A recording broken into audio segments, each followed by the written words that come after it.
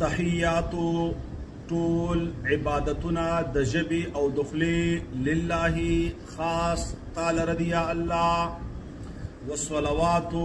او طول عبادتنا بدنی، والطیبات او طول عبادتنا مالی.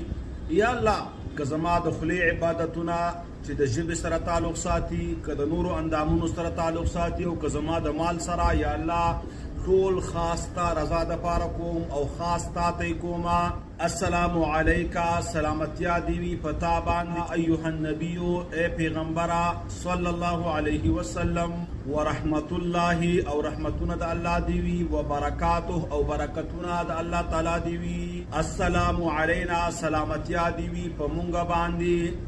وعلى عباد الله الصالحين او پټولو نیکانو بندگانو باندې، وعلى عباد الله او په بندگانو د الله تعالی